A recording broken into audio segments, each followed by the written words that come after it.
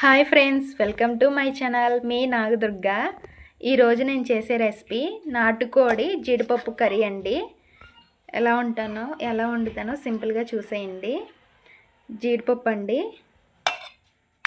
నాటుకోడి పుంజు మాంసం అండి. ఇది చాలా టేస్ట్ బాగుంటుంది. పుంజు మాంసం ఇది ఎలా వండుతానో చూద్దాం. కావాల్సిన పదార్థాలు: చికెను, జీడిపప్పు, ఆనియన్, పచ్చిమిర్చి, కొత్తిమీర. వండే విధానం చూసేయండి. ముందుగా అండి, ఇది నాటుకోడి కదండి, అంతగా ఇది కొంచెం ఆయిల్ ఎక్కువ పడుతుంది. అందుకని నేను ఒక 4 గిన్నెల ఆయిల్ పోస్తున్నాను.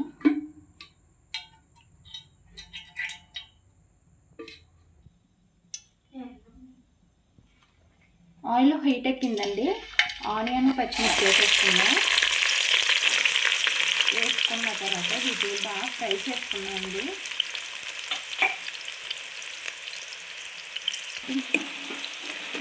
ఆయిల్ పోసుకొని హీట్ ఎక్కిందండి. ఆనియన్స్ వేసుకొని బాగా ఫ్రై చేసుకోవాలన్నమాట. బాగా ఫ్రై చేసుకున్నాం. ఇప్పుడు మూత పెట్టేసుకుందాం మనం. ఇప్పుడు ఈ చికెన్ ఉంది కదండి, ఈ చికెన్ని మనం రెండు సార్లు వాష్ చేసుకొని ఒక గిన్నెలోకి తీసుకుందాం.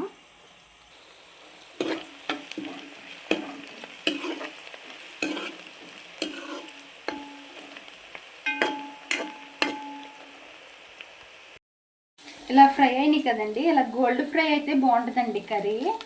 ఇప్పుడు మనం వాష్ చేసుకున్నాం, కడిగిన తర్వాత చికెను ఇలా వేసుకున్నాం. చికెన్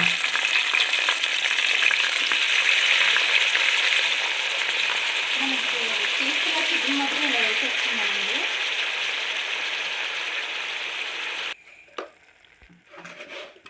ఇలా చికెన్ వేసుకున్నాం కదండి. దీంట్లో ఇప్పుడు మనకి సరిపడా సాల్ట్ వేసేసుకుంటే త్వరగా మగ్గిపోద్ది అన్నమాట. కొంచెం తక్కువగానే వేసుకుందామండి, ఎక్కువైతే మళ్ళీ తీయలేం కదా. ఇప్పుడు సాల్ట్ వేసుకున్నాం, ఉప్పు వేసుకున్న తర్వాత ఇలా ఒకసారి తిప్పుకుందాం.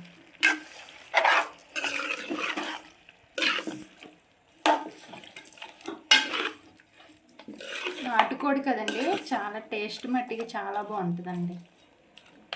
ఇలా కలుపుకున్న తర్వాత ఇప్పుడు మూత పెట్టేసుకొని మగ్గనిద్దాం.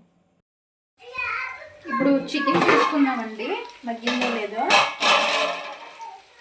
ఇలా మగ్గాలండి. ఇలా వాటర్ అంతా ఇంకిపోయి, నేనైతే ఇలా వండుతానండి చికెన్ కర్రీ. వాటర్ అంతా ఇంకిపోయి ఇలా ఆయిల్ బయటికి రావాలన్నమాట. అప్పుడు పచ్చి వాసన ఉండదు.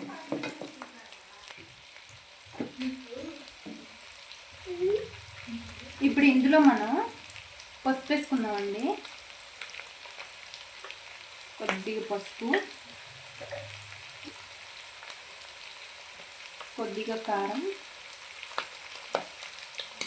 కొంచెం ఇది నాటుకోడి కదండి, కొద్దిగా ఘాటు తగిలితేనే టేస్ట్ బాగుంటుంది. కొద్దిగా కారం వేసుకున్న తర్వాత ఇలా కలుపుకోవాలన్నమాట.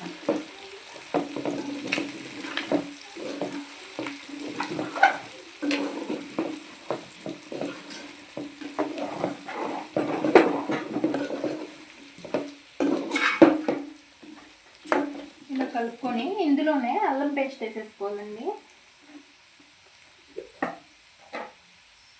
ఇందులోనే కొద్దిగా సరిపడా అల్లం, ఇది సరిపోతుందండి.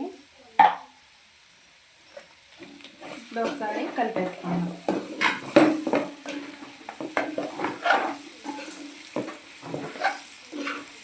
స్మెల్ మట్టికి భలే వస్తుందండి అల్లం పేస్ట్ వేసిన తర్వాత. ఇప్పుడు ఈ అల్లం పచ్చివాసన పోయేంత వరకు ఫ్రై చేసుకుందాం. ఒక 5 నిమిషాలు ఆగిన తర్వాత వాటర్ పోసుకోవాలన్నమాట. ఇప్పుడు ఇలా కొద్దిగా మగ్గనిద్దాం. మగ్గిందో లేదో చూసుకుందామండి. ఇలా ఫ్రై అయిపోతే సరిపోతుందండి. ఇప్పుడు మనం ఇందులో వాటర్ పోసుకోవాలి. కొంచెం నాటుకోడు కదండి, కొద్దిగా వాటర్ ఎక్కువగానే పడతాయి. వాటర్ చూసి షాక్ అవ్వకండి. ముఖ్యంగా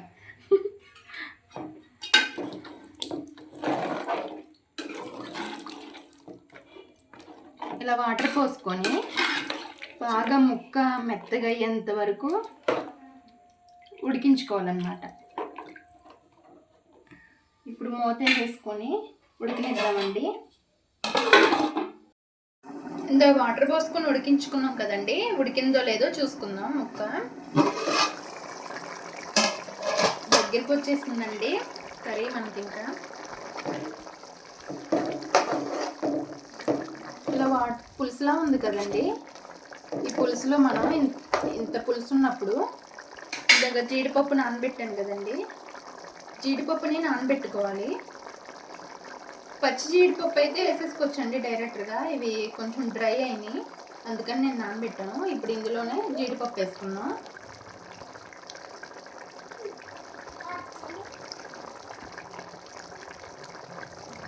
భలే ఉంటుందండి, టేస్ట్ చాలా బాగుంటుంది.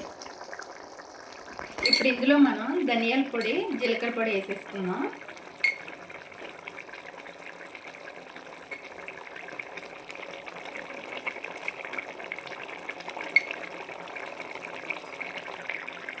ఇలా వేసుకున్నాం కదండి, వీటిని ఒకసారి కలిపేసుకున్నాము కర్రీని.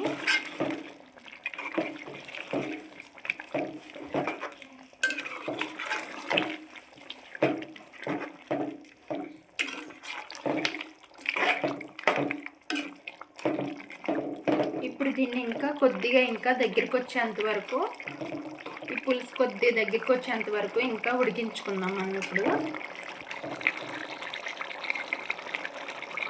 ఇలా తిప్పేసుకున్న తర్వాత హైలోనే ఉంచుకొని ఇంకా కొంచెం దగ్గరికి రావాలండి. ఇలా మూతేసుకొని ఇంకా దగ్గరికి వచ్చేంత వరకు ఉడికించుకుందాం.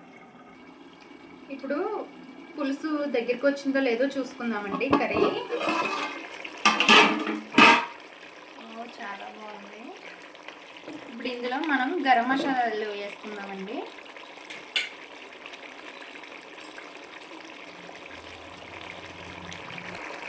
ఇందులో ఇప్పుడు ఇలా గరం మసాలా వేసుకుందాం. ఇంకా కొద్దిగా వేసుకున్నామండి.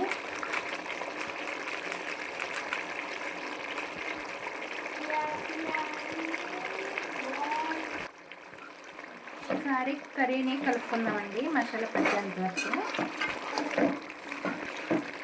ఆల్మోస్ట్ ఇంకా కూర అయిపోయినట్టేనండి. ఇలాగా గ్రేవీగా ఉంటే బాగుంటుందండి, మరి పులుసులా కాకుండా కొంచెం ఇలా ఉంటే బాగుంటుంది కర్రీ.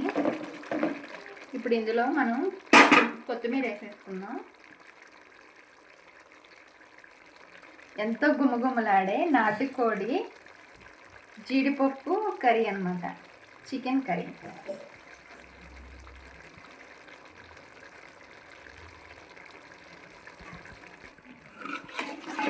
ఒకసారి ఇలా కలిపేసుకుందామండి. ఒక 2 minutes ఉంటే సరిపోతుంది అన్నమాట. ఇంకా గ్యాస్ ఆఫ్ చేసేసుకోవచ్చు.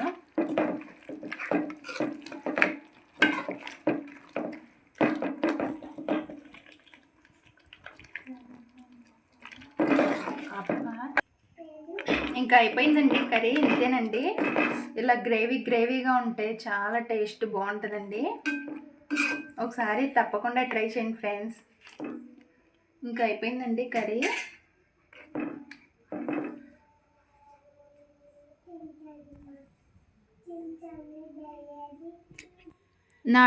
నాటుకోడి జీడిపప్పు కర్రీ అయిపోయిందండి.